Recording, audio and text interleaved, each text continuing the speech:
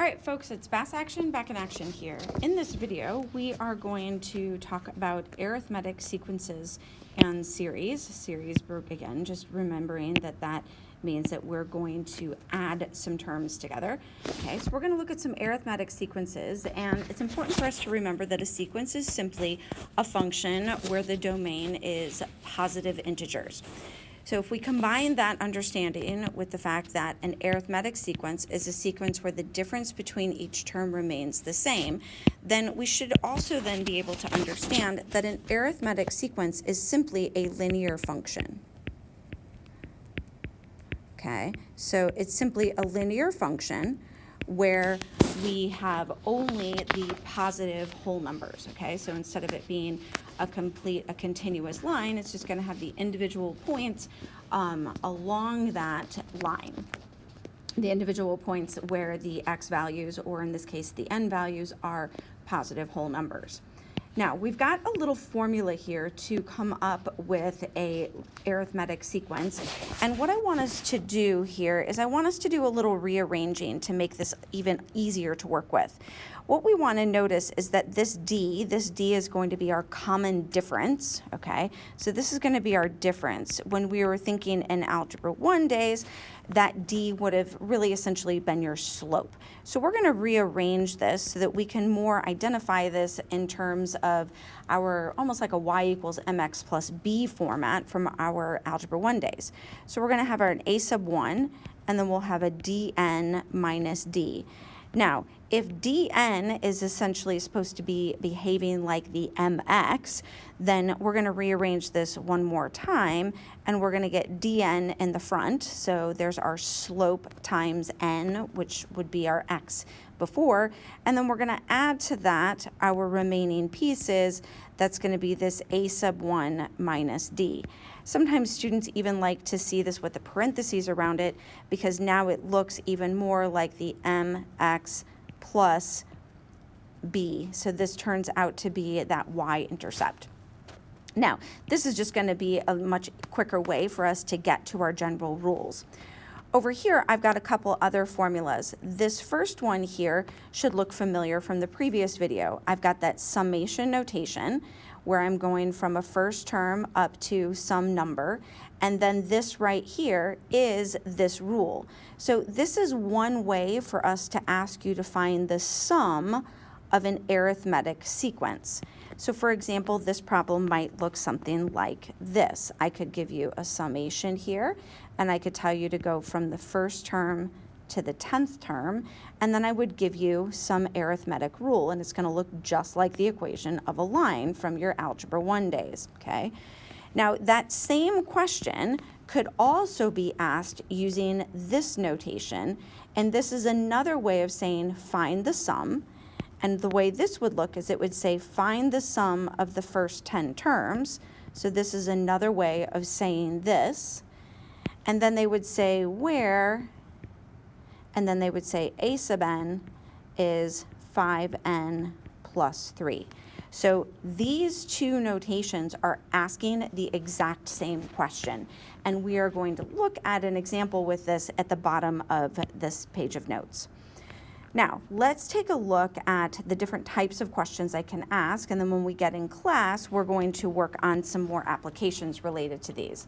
So our first most basic thing would be, hey, here's a sequence, write the rule for it, okay? So write this general rule for the nth term.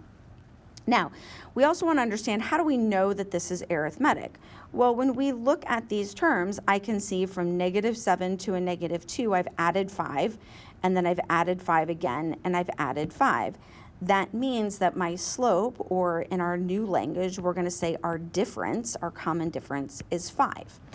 Now, if we want to write this as a quick rule, we want to find that difference, a sub 1 minus that difference, the difference between those two numbers, and that's going to give us that y-intercept for our equation. So our first term is a -7. We're going to subtract our 5. That's going to give us a -12.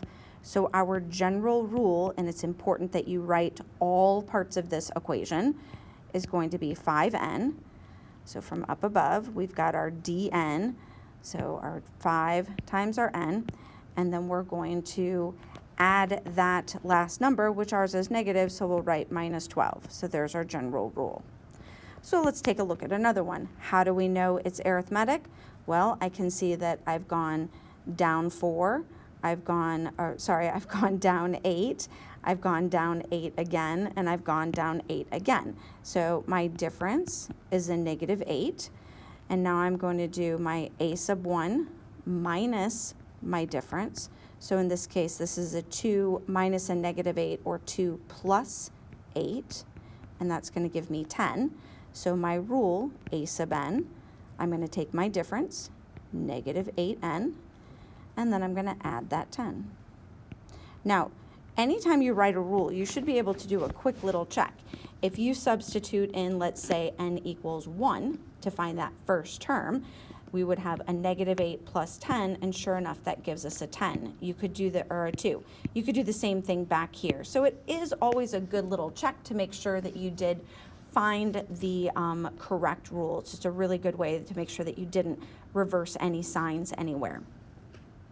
The next scenario that we could ask is, again, writing a general rule, but I'm going to give you something different this time. So I'm telling you that this is a D, so by telling you this is D, this automatically tells you that it's arithmetic. Looks like arithmetic, but it's pronounced arithmetic. Okay, so this D tells us that we know we're working with an arithmetic sequence. It's going to tell me a specific term number, and it wants us to come up with the rule. So in essence, what we're thinking about is we don't know what the first term is, and we know we need that first term to write the rule. So let's just substitute in all the parts we do know. If we tried to write this rule, we'd say a sub n, and then we'd say, okay, well, I know my difference is a negative 7n, and then I would add to that this a sub 1, and then I would subtract the difference, so because it's a sub 1 minus the difference, so I'd write plus 7. And I'd say, oh, well, it looks like I have it looks like I have 3 things missing here. But I don't have 3 things missing. This initial term that I did give you, we can use this. We've got this a sub 57, okay, that's essentially this. So that negative 337 substitutes in there. And then I have this, I still have my negative 7, but this right here is my n, so n is 57. So now I substitute in 57 for n, and I'm left with only one variable unknown. If I continue solving that, I will get that a sub 1 is 55. Now I can continue writing my rule. Remember, a sub 1 minus my difference, so my first term is 55, minus the difference, so I'm going to write that as a plus 7, is going to give me a 62. So my final rule is a sub n, my difference times n, so negative 7n plus that 62. You should always have enough information there to only have one unknown variable. The next one is a step up from that. So instead of giving you the common difference, I'm just giving you 2 random terms. So I haven't given you the first term, I haven't given you the common difference, I'm just giving you 2 random terms. Now, if we can remember that sequences are functions, we can look at these two terms as ordered pairs. So I could write this, for example, as a 12, 54, and I can write this as a 50, 244. Well, if an arithmetic sequence is going to be linear, then I can just use slope. So I'm going to find, if I want to know my difference, that's the same as asking for slope. So I'm just going to do 244 minus 54. I'm going to do 50 minus 12. That's going to give me a nice 190. Obviously, I have an answer key in front of me, so you could certainly type this into your calculator and solve it. That's going to give me a nice difference of 5. Now that I have my common difference, I'm back to a problem that looks like the last problem. And if we want, we can start that off exactly the same. I'm going to say a sub n. It's always nice to just fill in the basics first. So I've got my 5n. I still don't know my first term. and then I'm going to subtract that difference. Now I'm going to just take either one of these ordered pairs. It doesn't matter. I'm going to grab this one just because it's a little smaller, and I'm going to say 54. So I know that some term is 54. I know that I get the 54th term when n is 12. So I have a sub 1 minus 5. That allows me to solve for a sub 1 is a negative 1. Now I'm back to that same idea. A sub 1 minus my difference. So negative 1 minus my 5 is going to give me a negative 6. So my final rule is a sub n, always write the a sub n, and my difference times n minus 6.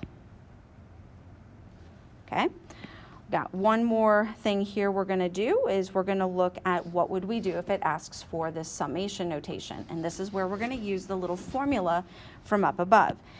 It wants us to add up all, remember sigma means add, okay, this means to add.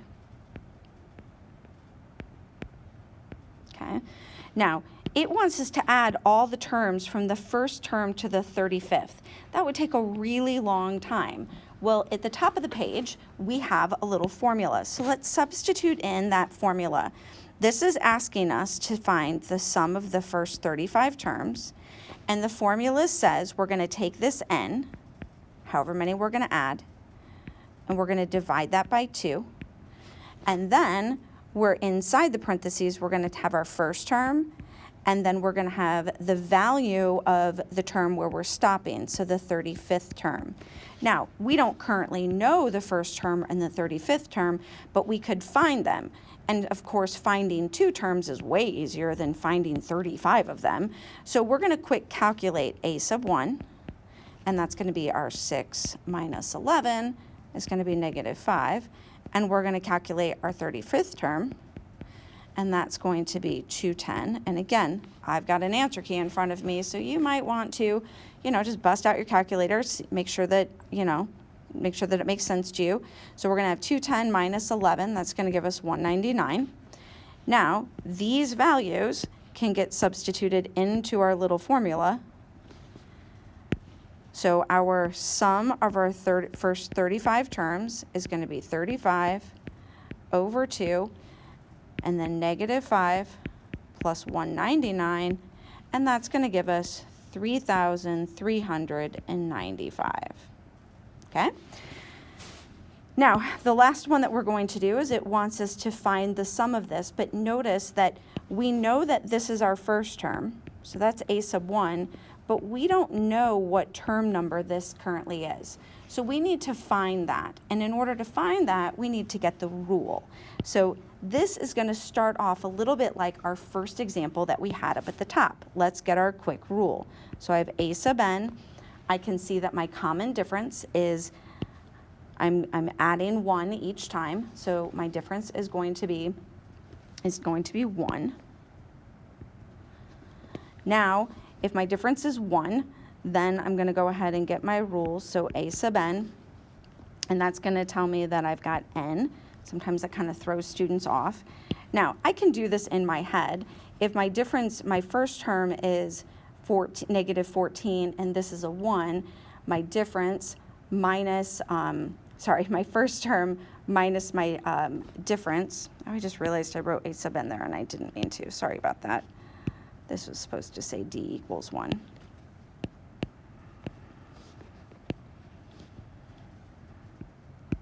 And there we go.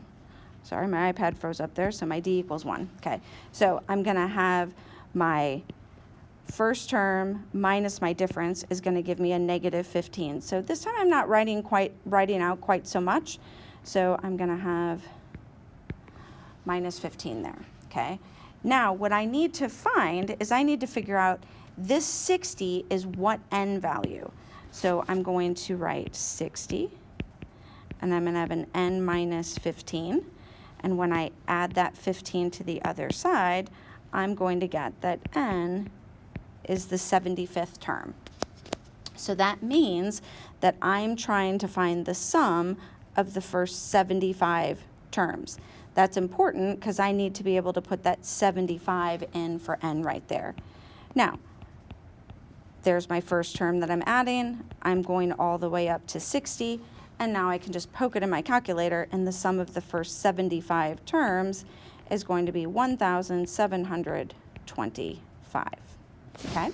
So you've really got to be able to think about what's been given and what hasn't been, so that you can always find that missing value to substitute in your formulas.